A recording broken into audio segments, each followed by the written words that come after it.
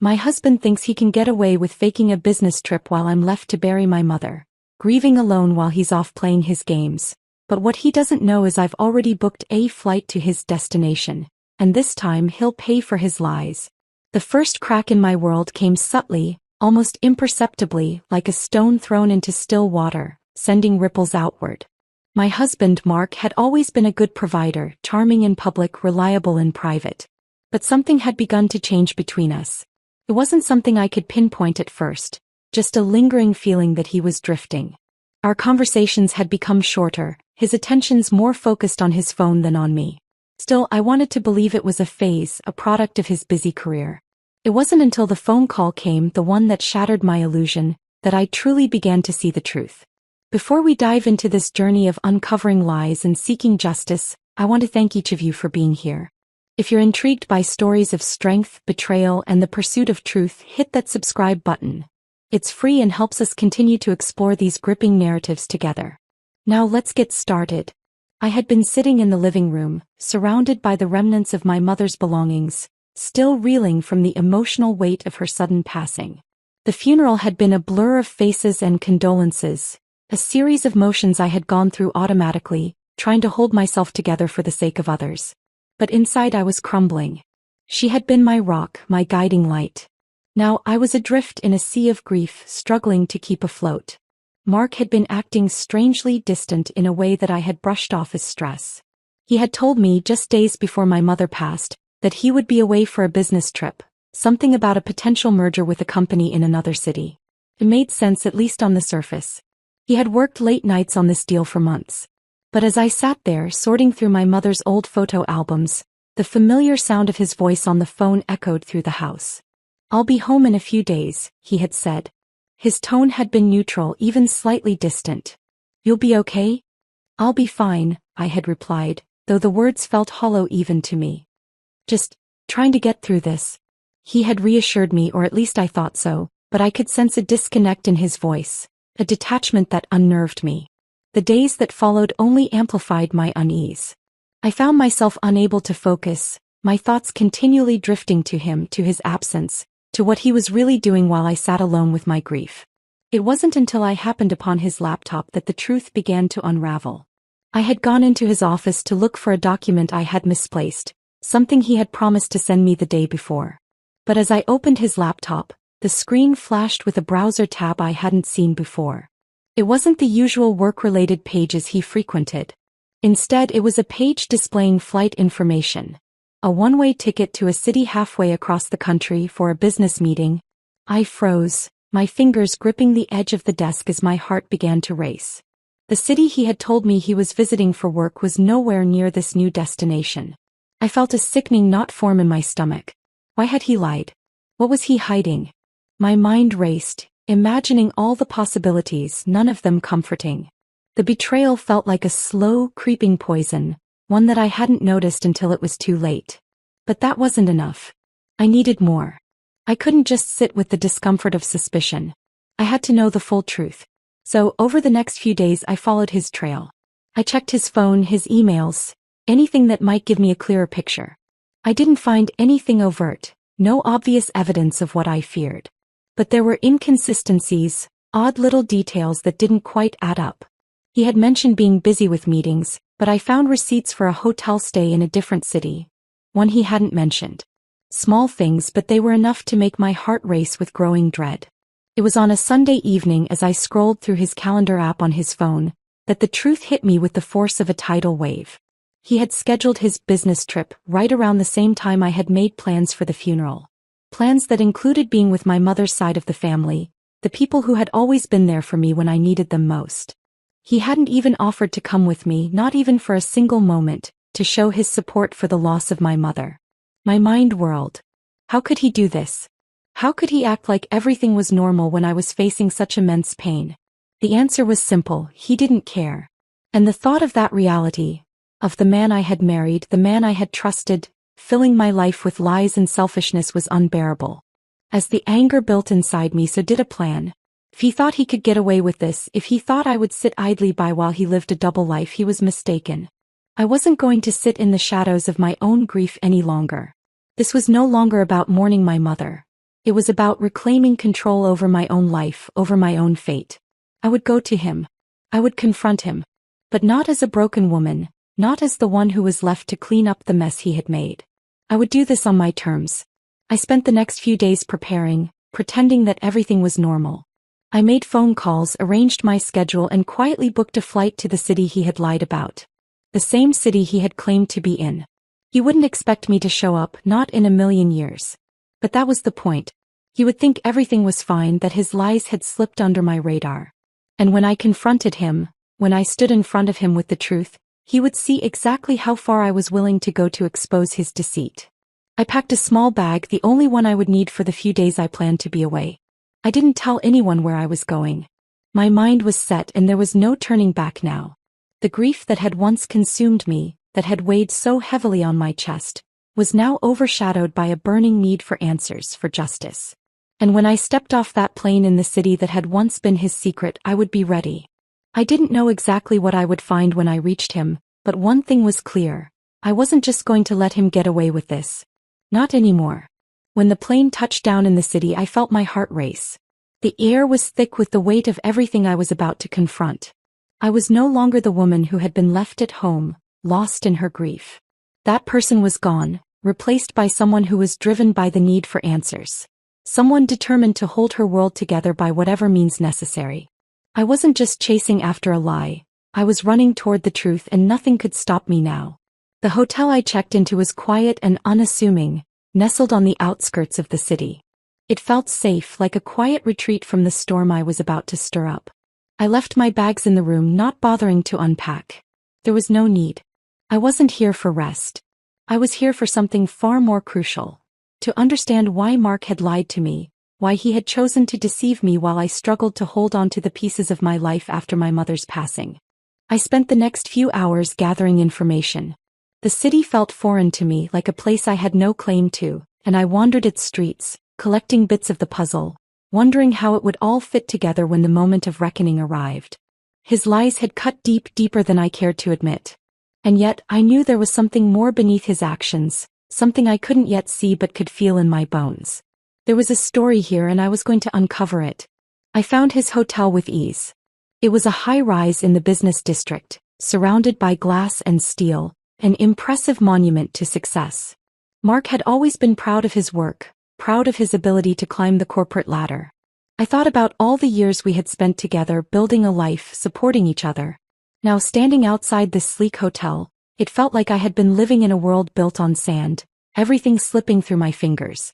The anger that had simmered quietly inside me began to bubble to the surface, no longer manageable.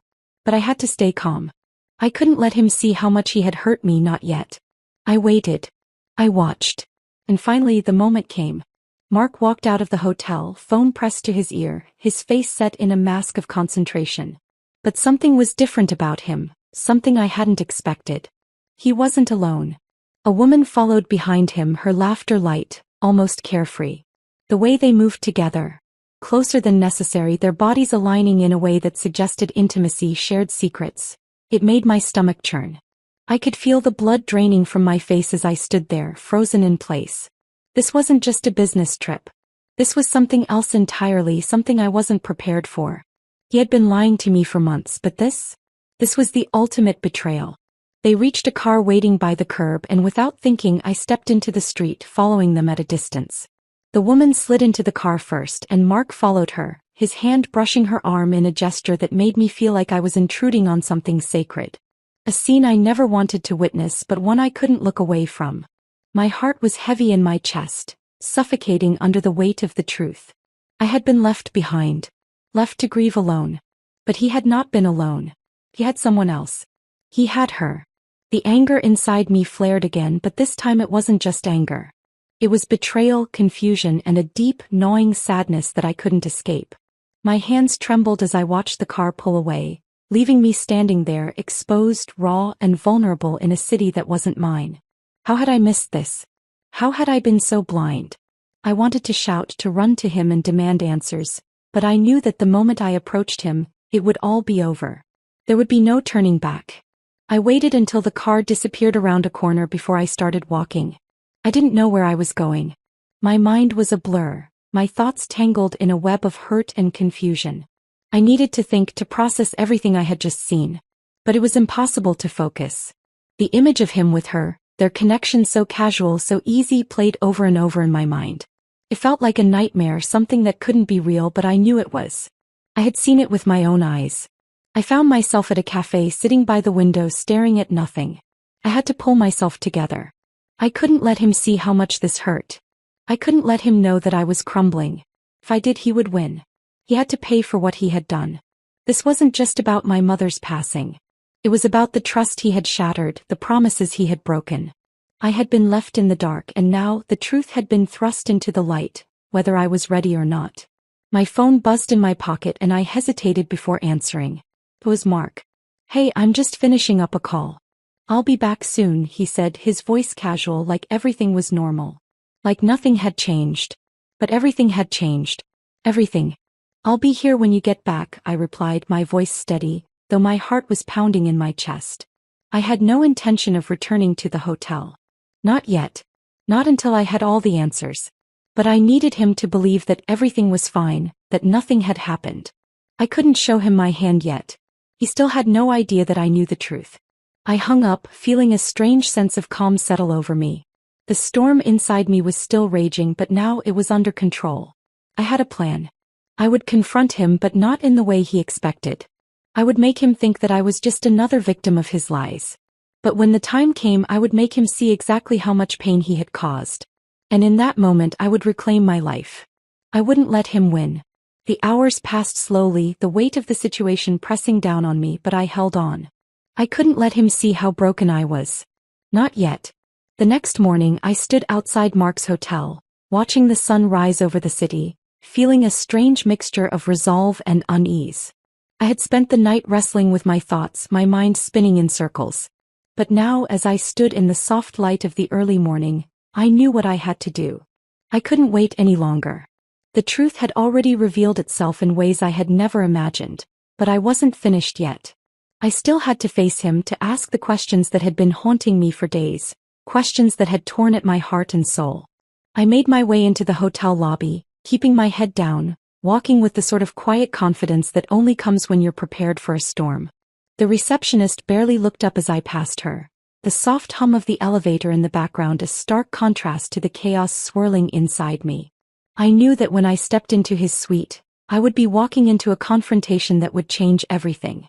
There was no going back from this, no way to unhear the things I would say, no way to erase the hurt that would follow. The elevator doors slid open with a soft ding and I stepped out, the hallway stretching ahead of me. I didn't knock. I didn't need to. I had already planned this. He was going to be in his room and I was going to get the answers I deserved, whether he was ready to give them or not. I reached his door and paused for a moment. The sound of his voice, muffled through the wood, drifted toward me. He was speaking to someone, but I couldn't make out the words. It didn't matter. I had heard enough of his voice over the last few days to know that nothing he said would change what I had already discovered. Taking a deep breath, I knocked sharply on the door. A moment passed before I heard his footsteps. When the door opened, he was standing there, a look of surprise flickering in his eyes, quickly masked by his usual confident smile.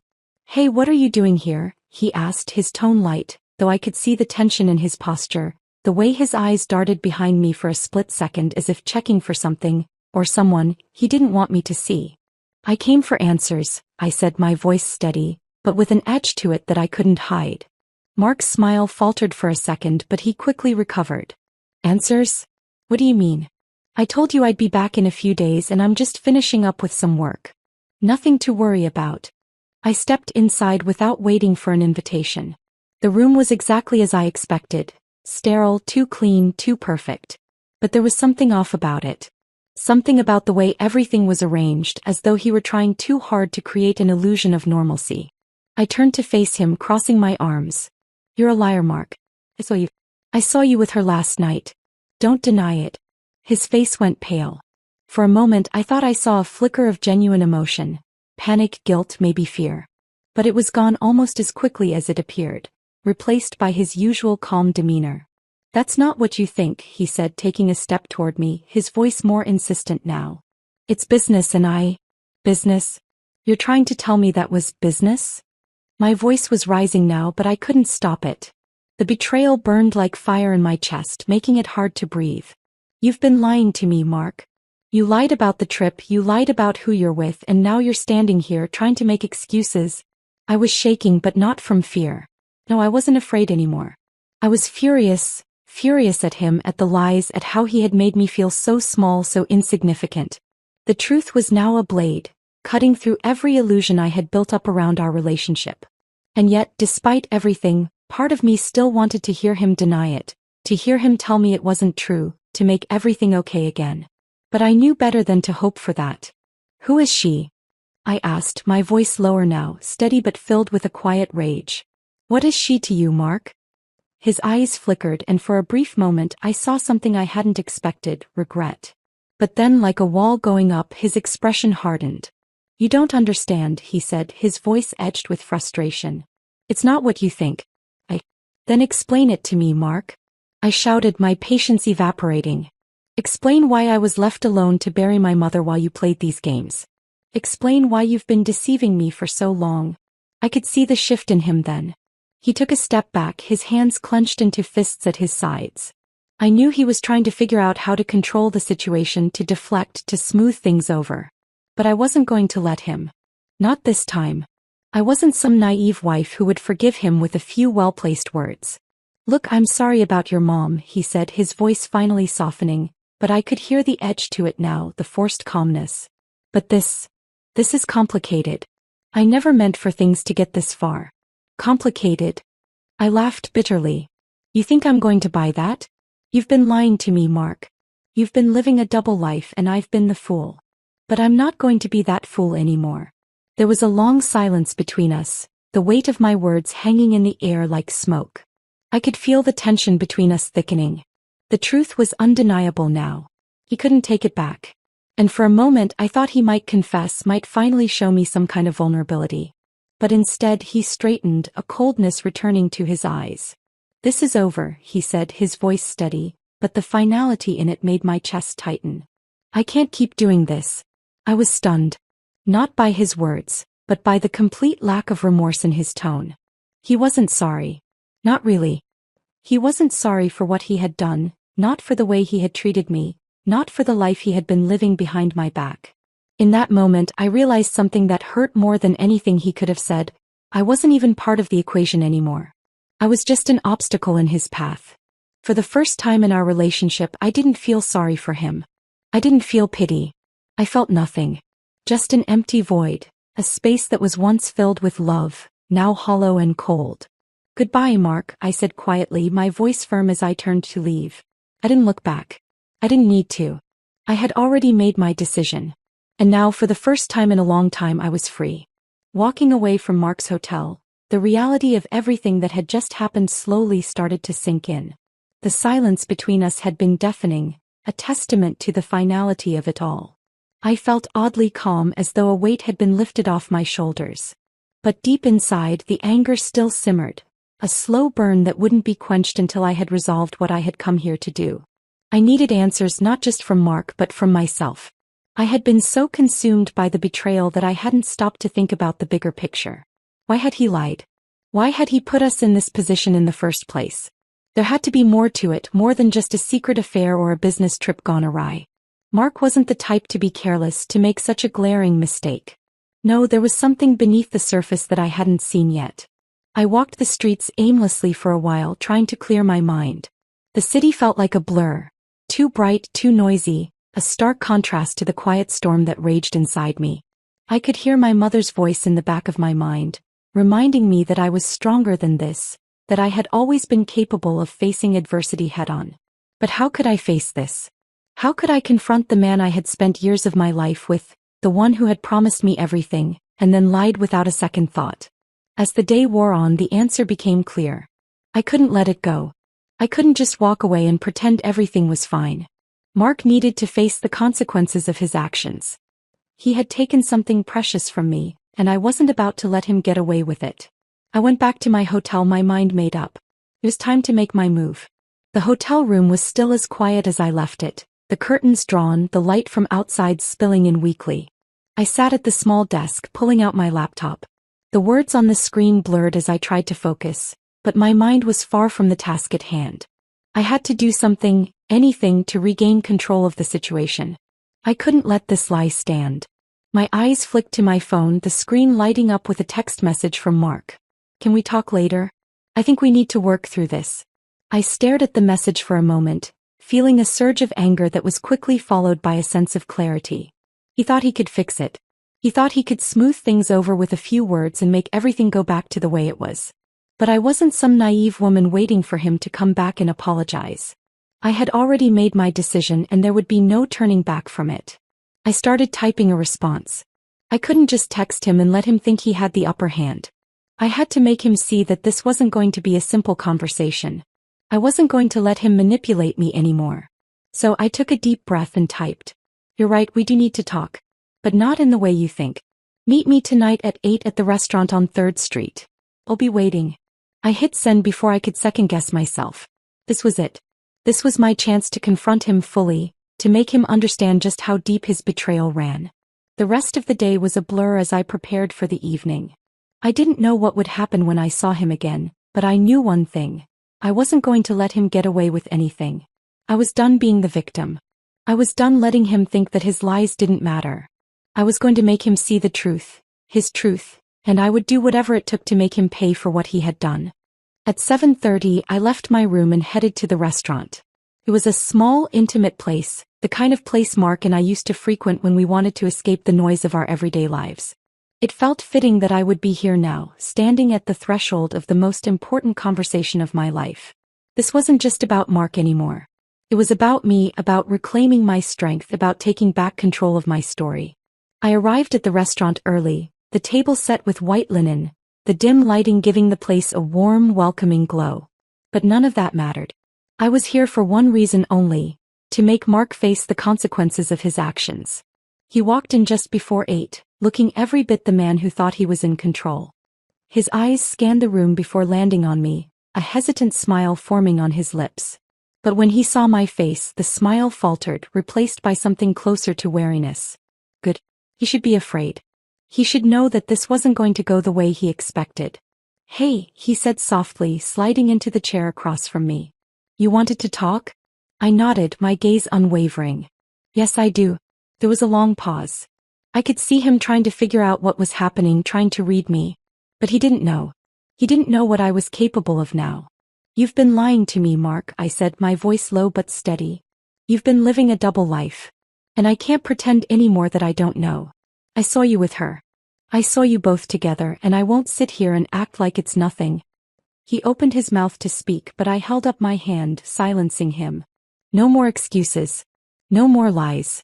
I'm done being the fool."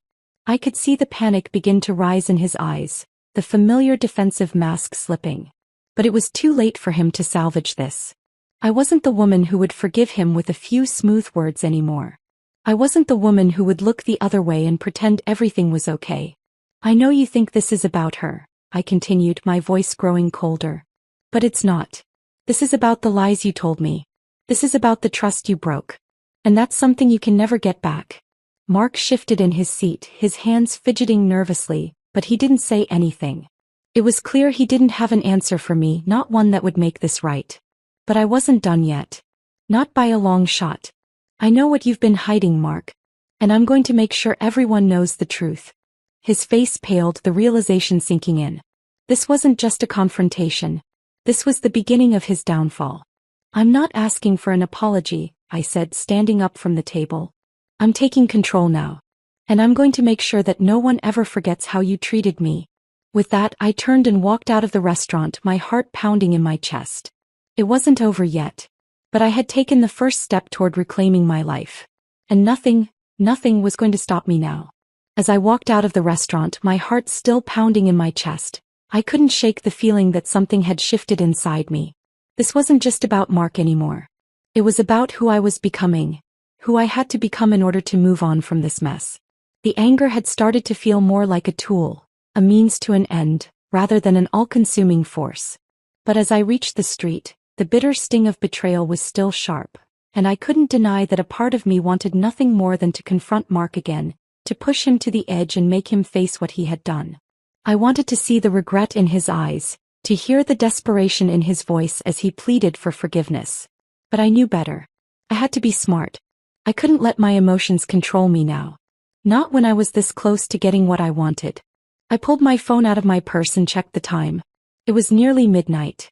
Mark hadn't contacted me after I left the restaurant. I didn't expect him to. I knew he would be trying to figure out what to do next. He'd probably reach out tomorrow when the dust had settled. But I didn't want to wait. I wasn't going to give him that luxury. I made my way back to my hotel, my mind racing with 1,000 different thoughts. Was it really over? Could I just walk away and leave him to deal with the mess he'd created, or did I have to do something more? Something bigger? The more I thought about it, the more I realized that I couldn't stop now. I had started something and I had to see it through. When I entered my room, I locked the door behind me and sat down at the desk. The quiet of the room felt suffocating. My fingers hovered over the keys of my laptop, unsure of where to start. The situation had escalated so quickly, but now I was in control. This was my story and I had the power to shape how it ended. I needed more information. Something that would give me the leverage I needed to make Mark's life a living hell. There had to be something he was hiding, some piece of the puzzle that he hadn't accounted for. I thought back to what I had overheard in the parking lot earlier. Mark's words had stuck with me, the way he had mentioned someone named Olivia. At the time I hadn't thought much of it, but now it felt like a key piece of the puzzle. I had to find out who she was, what role she played in this web of lies. I fired up my laptop and began searching, diving deep into his professional life. I knew Mark well, better than anyone. I knew his routines, his colleagues, the places he frequented. I could feel the frustration rising as I scrolled through countless pages of company emails, project reports, and corporate memos. None of it was useful, none of it led me to the answers I was desperately searching for. Then a sudden thought struck me. What if the key to understanding Mark's behavior wasn't in his work life? What if it was in his personal life? Something more hidden, something he had worked hard to keep buried. I recalled the conversations I'd overheard about Olivia, about the private trips Mark had taken to places I never knew about. Maybe there was more to those trips than he had let on. With newfound determination, I focused on Mark's personal accounts. After some digging, I found an old email account that seemed disconnected from his work, an account he must have forgotten about. There, buried among the dozens of old emails, was a thread between him and someone named Olivia. The emails were casual at first, filled with mundane exchanges about business, but soon they turned more personal. They spoke about weekend getaways, private dinners, and subtle hints at something more. The tone shifted over time from friendly banter to something more intimate. I felt my breath catch in my throat. This wasn't just an innocent friendship. These emails told a story of something deeper, something darker. I scrolled through page after page, reading every word, piecing together the puzzle. As the emails became more personal, one email stood out. It was sent just a week before Mark's business trip.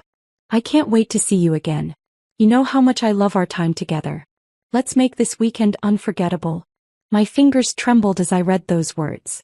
This wasn't just a business relationship. This was an affair. I had suspected it for so long, but now I had the evidence. Mark had been hiding it all along, and I had finally uncovered the truth. But there was still one thing that didn't make sense. Why had he been so careful to keep this relationship under wraps? What was he trying to protect? The answer came to me suddenly. Olivia wasn't just a woman Mark was seeing on the side. She was someone important, someone with power. I dug deeper, tracing the emails back to her identity. Olivia Harris. The name was familiar, but I couldn't place it at first. Then it hit me, she was the CEO of one of the largest tech companies in the city. If Mark had been involved with her, it could explain everything. His secretive trips, his sudden absences, his increasingly erratic behavior. But why had he kept this from me? The more I thought about it, the more the pieces started to fit. Olivia wasn't just an affair. She was the key to understanding everything. Mark had been playing a dangerous game, using me as his cover while pursuing a woman who could elevate his career to unimaginable heights. He wasn't just lying to me. He was lying to everyone, using me as a pawn in a much bigger scheme. I leaned back in my chair, the weight of the revelation settling over me. This wasn't just about revenge anymore. It was about exposing the truth, showing the world who Mark really was. I had to make sure everyone knew what kind of man he truly was. Someone willing to destroy everything for personal gain. I sat there for what felt like hours, turning over every detail, Every moment, every lie. The truth was ugly, but it was powerful. And I wasn't going to let Mark get away with it. I had uncovered the secret that he had fought so hard to keep hidden, and now it was my turn to turn the tables. The next step was clear. I had the evidence and I knew exactly what I had to do. It was time to make Mark pay for the life he had stolen from me, the life he had destroyed. But this time I wouldn't be the one left holding the pieces. This time it would be him. It had been 3 days since I uncovered the truth about Mark, and I couldn't stop the rush of emotions that swept through me. Betrayal, anger, disbelief. Each one tangled together, forming an overwhelming tide that pulled me under. But now as the hours passed, something inside me was shifting. I was no longer that woman who had been left in the dark, the one who had been deceived at every turn. I was becoming someone else. Someone sharper, more calculating. I hadn't spoken to Mark since the night I left the restaurant. Part of me had considered confronting him immediately, but I knew I needed to control the situation. If I rushed in, blinded by emotion, I would lose the advantage. Mark thought he was the one holding the cards. It was time to turn the tables. The first step was simple. I had to meet him. Not just to confront him, but to expose him. To make him face the full weight of his lies and watch as everything he'd carefully built crumbled around him. And the perfect opportunity came when I received a text from him. "I know you're angry, but we need to talk. I'm sorry, I didn't mean for things to go this far. Can we meet tomorrow?" It was almost laughable how easy it was to manipulate him. He wanted to fix things, to pretend everything could go back to the way it was. But I knew there was no going back. There was only one way forward, and it was through exposing him for the fraud he was. I agreed to meet him, but I wasn't going to let him control the narrative. I chose a neutral location, a quiet cafe, one where he wouldn't expect anything unusual, a place he could feel safe. I knew he would come, thinking he could talk his way out of it, thinking he could convince me that his actions had all been justified. But I was ready. The next afternoon I sat at a corner table, my fingers tapping nervously against the edge of my coffee cup. The warm aroma of the coffee shop filled the air, but it did little to calm my nerves. My heart pounded as the minutes ticked by, each one stretching into an eternity. I had planned for this, rehearsed the confrontation in my mind over and over. But nothing could prepare me for seeing him again. When the door opened and I saw Mark walk in, I froze. His usual confident stride was absent. Instead, he seemed hesitant, almost cautious. His eyes immediately scanned the room, and when they landed on me, I saw the brief flash of guilt. He was trying to hide it, but it was there, in the way he shifted on his feet, in the tightness of his jaw. He approached the table, and for a moment neither of us spoke. We just stared at each other. Two people who once shared everything, now reduced to nothing more than strangers tied by betrayal. Finally, he broke the silence. "I know I've made a mess of things," Mark said, his voice low. "But you have to understand it wasn't what you think." I raised a hand to stop him. There was no point in letting him spin his lies anymore. I had heard enough. "No," I said firmly, my voice steady despite the hurricane of emotions inside me. "I've heard all your excuses, Mark. I've seen the emails. I know everything. You can't talk your way out of this." Mark's face paled as I said the words. I could see the realization dawning on him. The fear, the panic. He hadn't expected this. He thought he could smooth things over with a few words, but I wasn't falling for it. "You don't get to do that anymore," I continued, leaning forward slightly. "You don't get to lie, to manipulate, to use me as a pawn in your games. You've been playing this whole time, haven't you, Mark? It wasn't just about Olivia.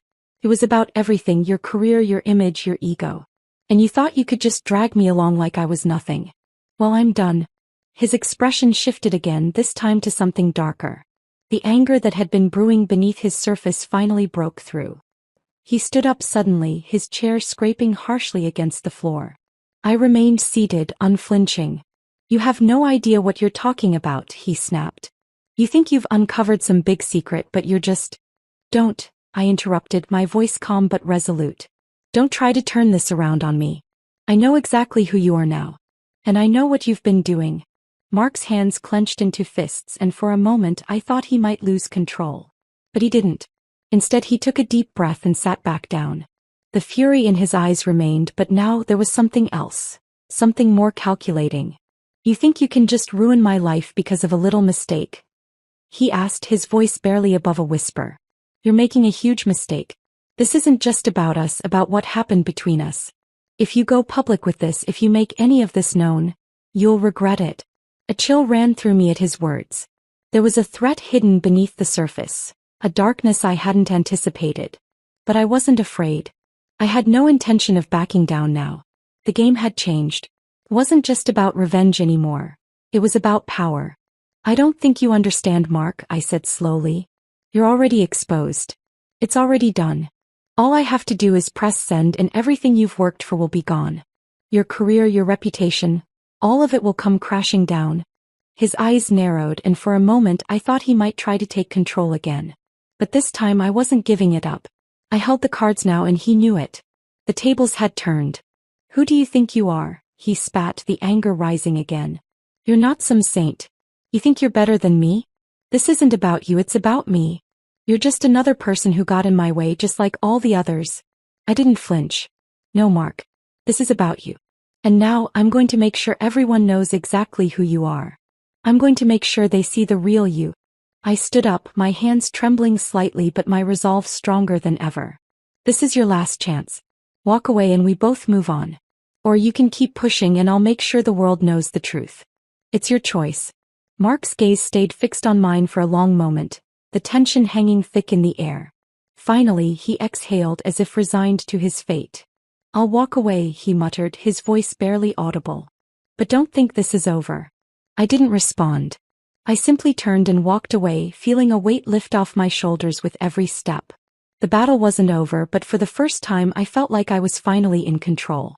As I walked out of the cafe, the cool evening air brushed against my skin, grounding me in the reality of the moment. Mark's words echoed in my mind, but I pushed them aside. He wasn't in control anymore. I had won the battle, but something gnawed at me, something deeper than the satisfaction of seeing him crumble. The truth had come out, and yet I couldn't shake the feeling that I was stepping into unknown territory. The city felt different now. As I made my way back to my apartment, the familiar streets seemed unfamiliar, as if I was seeing everything for the first time. There was a weight in the air, a quiet tension that hadn't been there before. It wasn't just Mark I had to deal with anymore. It was the ripple effect, the consequences of exposing him for the fraud he was. I couldn't deny it. What I had done wasn't without its price. As much as I hated Mark, as much as I wanted him to face the full weight of his actions, I knew there would be others who would be caught in the fallout. I had already begun to feel the pressure mounting, the sudden withdrawal of a few of my own professional contacts, the whispers that seemed to follow me wherever I went. It was inevitable, wasn't it? People didn't like to face the truth when it was uncomfortable, especially when the truth threatened to expose them as well. I couldn't go back though. I had made my choice. Mark had underestimated me, thinking that I would cower, thinking that I would beg for forgiveness. But that wasn't who I was anymore. I had become someone different in this journey, someone stronger.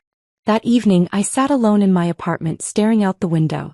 The city lights twinkled in the distance, casting an almost peaceful glow over everything, yet I could feel the storm brewing within me. Mark had walked away from our meeting, but I knew he wouldn't stay quiet for long. The wheels in his mind were already turning, plotting his next move. The question was, would he take it further? Would he go down with everything, or would he try to redeem himself by dragging me down with him? It wasn't just about Mark anymore. It was about everything he represented. The world of ambition and power, where people like him thought they could trample on anyone in their way. But I had seen through his carefully constructed facade, and now there was no going back. The phone rang, pulling me from my thoughts. I glanced at the screen and saw a name I hadn't expected, Olivia. My heart skipped a beat. She had been a shadow in my investigation, a ghost in the background, but she was now very much a part of this story. I hesitated for a moment before answering. Olivia? Her voice was calm, almost too calm when she spoke. I know you're angry, but we need to talk. Talk? I said, the edge of disbelief creeping into my tone. After everything? Now you want to talk? She didn't seem fazed by my response. It's not what you think. I'm not calling to defend Mark or his actions. I'm calling because I think you need to understand the bigger picture. I felt a flicker of curiosity despite myself. What bigger picture? There's nothing you can say that will change what I know. Olivia paused for a moment, and when she spoke again, her voice was softer, almost pleading. You're making a mistake if you think Mark is the only one at fault here. You have no idea what's really going on, do you? Her words hung in the air, a challenge I hadn't been expecting. There was a new urgency in her tone, something that made me pause. What are you talking about? There was a long silence before she spoke again, her voice now a whisper as if she was afraid someone might overhear. Mark is just a pawn in all of this. You think he's the one who's been pulling the strings, but you're wrong. He's been manipulated too. And now so have you. I leaned forward, a chill running down my spine. What do you mean? Are you saying he didn't know what he was doing? Olivia's laugh was bitter, tinged with something darker. No, he knew exactly what he was doing. But he didn't have a choice. None of us did. You're not the only one who's been played, you know. Mark may be the face of this, but there's a much bigger game at play. The words hung in the air, each one heavier than the last. I could feel the tension building in my chest as I tried to make sense of what she was saying. You're telling me that Mark wasn't the mastermind? Who else is involved? There was a long pause, and when she spoke again, I could hear the weight of her next words. I can't tell you everything right now, but I can tell you this. You need to be careful. There's more at stake here than you realize. Mark was never meant to be the one in control. He was just the distraction. I could hardly believe what I was hearing. The ground beneath my feet felt unstable, as though the foundation of everything I thought I knew was crumbling. What do you want from me, Olivia? Why are you telling me all this? I'm telling you because I think you have a right to know the truth, she said, her voice now filled with a mix of regret and determination. But you need to understand something. You can't expose Mark without exposing yourself too. You're tangled up in this whether you want to be or not. My pulse quickened. What are you saying? Are you threatening me? No, she replied almost softly. I'm warning you. You're playing with fire. And if you aren't careful, you might get burned. The line went dead before I could respond. I stared at the phone in my hand, my thoughts racing. Olivia's words had hit me like a punch to the gut. Mark wasn't the mastermind, and neither was she. Someone else, someone more powerful, more dangerous, was pulling the strings. I was in the middle of something much bigger than I had ever imagined. The truth wasn't just about exposing Mark anymore. It was about survival. If Olivia was right, if I was caught in the web of a far-reaching game, then the stakes had just changed. I had to dig deeper. I had to find out who was really behind this before it was too late. But with every new revelation, I could feel the walls closing in around me. No matter how much I uncovered, I couldn't shake the feeling that I was being led down a path I wasn't ready for, one that could change everything. I hung up the phone, my heart pounding in my chest, and the weight of Olivia's words settled heavily on my shoulders. The truth, or at least the truth I thought I knew, had shifted beneath my feet. Mark wasn't the mastermind, but that left a dangerous void. Who was? As the silence in my apartment grew louder, the only thing I could hear was the frantic beat of my own pulse. The next morning felt surreal, like the world had shifted slightly off its axis, and I was caught in its disorienting spin.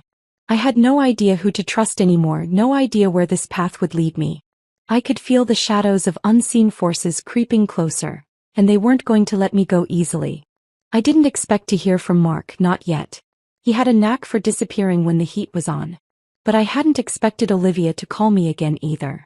She'd left a message this time, simply, "Meet me at the old warehouse on 1st and Main. Come alone." The urgency in her voice was enough to make my pulse spike. The warehouse was one of the last places I wanted to be, but I had no choice. If she truly had information that could help me understand the full scope of this mess, I had to hear it. But at the back of my mind, I knew this meeting could be a trap. I made my way there in the dead of night, the streets eerily quiet as I walked, my shoes clicking on the pavement like a ticking clock.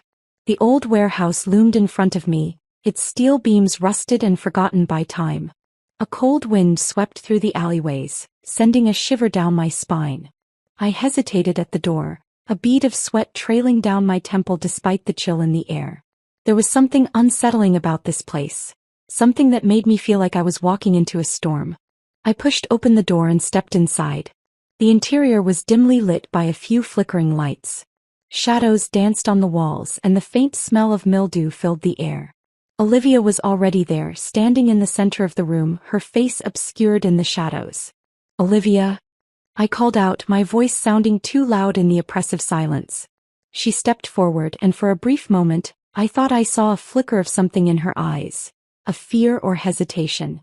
"You came," she said softly, her voice trembling slightly. I didn't think you would. I thought you would run just like everyone else does when they realize what's really going on. I crossed my arms, studying her carefully. You said you had information. What's going on, Olivia? What aren't you telling me? She looked down as if gathering the courage to speak. I never wanted you involved in all this. I didn't know it would go this far. I thought I could contain it. But now I can't stop it. They've already started to cover their tracks and they'll do whatever it takes to keep things buried. Who are they? I demanded. Who's pulling the strings? Mark wasn't the mastermind, he's just the front, isn't he? Olivia's face grew darker. Yes, but you don't understand. Mark was always just a pawn in their game. The real players are much more dangerous. And now that you've exposed him, you've put yourself in their crosshairs. I felt a chill crawl up my spine. So what, you think I'm in danger now? She nodded slowly. They don't care about right or wrong. They care about power, about control. You've seen the kind of people Mark associates with. Do you really think they'll let you walk away from this without consequences?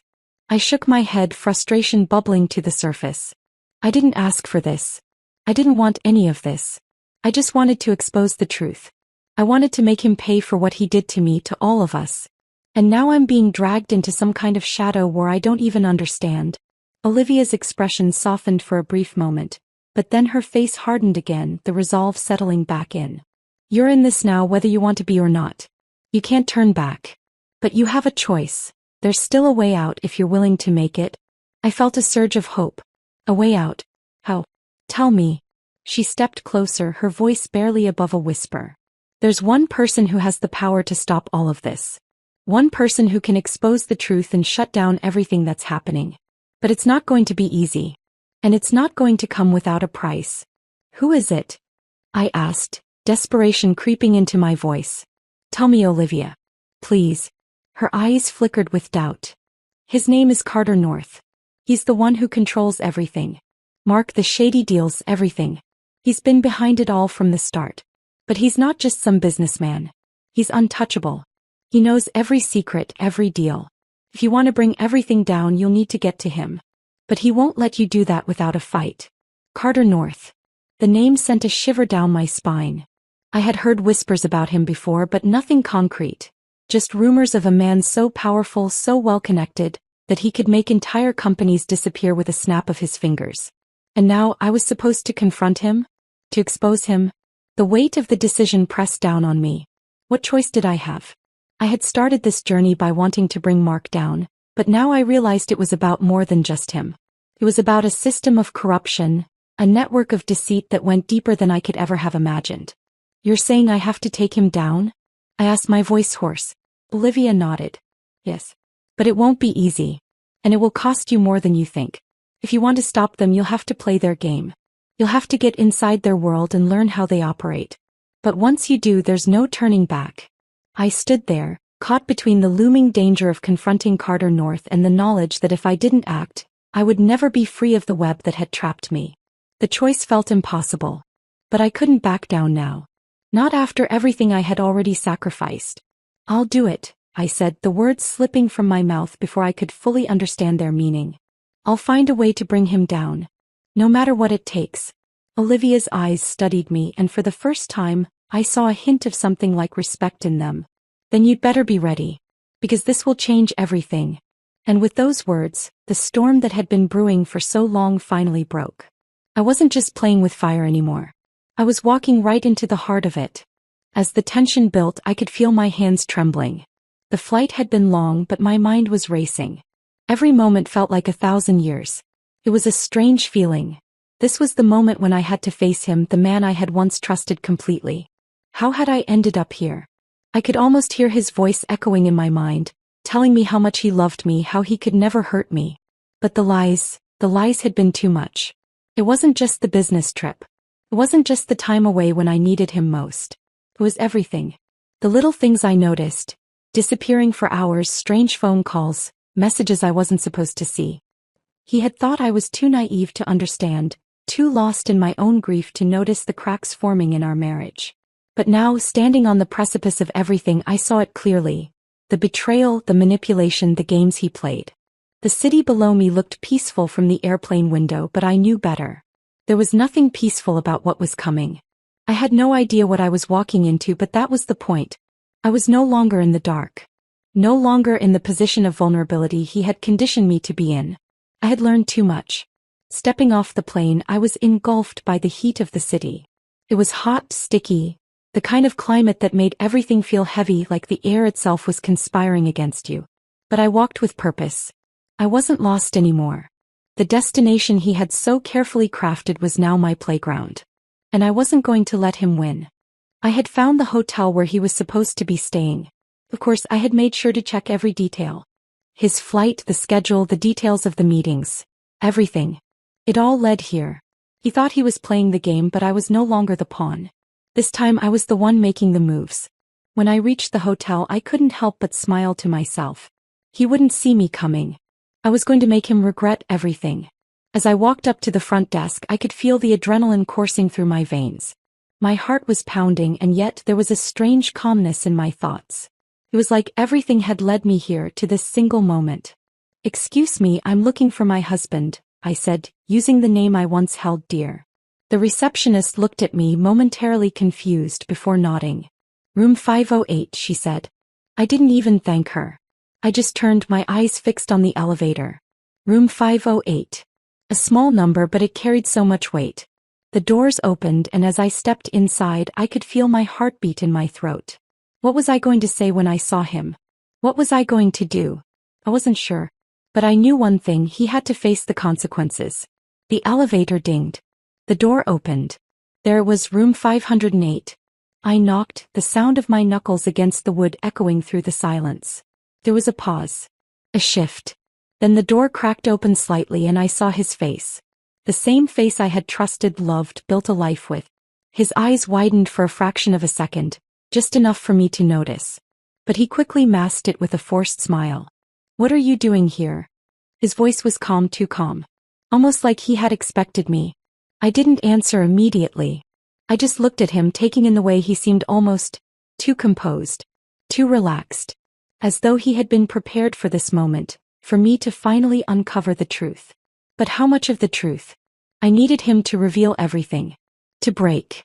And in that instant I realized, I didn't need to speak a word. My presence here was the truth he feared most. "What's going on, Jack?" I asked, my voice barely above a whisper, but it held weight. He hesitated. "It's not what you think." "No," I interrupted, stepping closer. "Don't even try that. I know exactly what's been going on. I know about the meetings, the lies, the other people you've been involved with. Don't try to play this off like it's nothing." His eyes shifted. Something broke in them. The confident mask he had worn for so long cracked. "You don't understand," he said, his voice faltering for the first time. I understand more than you think," I said, my voice steady now, each word carrying more weight than I had ever imagined possible. "You thought you could get away with everything. You thought I was just going to sit back and let it all slide." He stepped back, his face pale now. But I wasn't done. I wasn't just here to confront him. I was here to take back my life, to demand the closure I had been denied for so long. "You think you've won, Jack, but you haven't," I said, my voice colder now, every ounce of fury and pain I had been holding in coming to the surface. "This game ends now." There was a long silence. The air between us thickened. And then, with a slow, deliberate movement, I turned and walked away. I didn't need to hear his excuses, his lies. I had already won in more ways than one. As I walked back down the hall, my phone buzzed. A text message from a friend, one who had known my struggle. "You're free now," it read. And that's when I realized, for the first time in a long while, I was no longer bound by the chains of lies. I was free. The truth had set me free.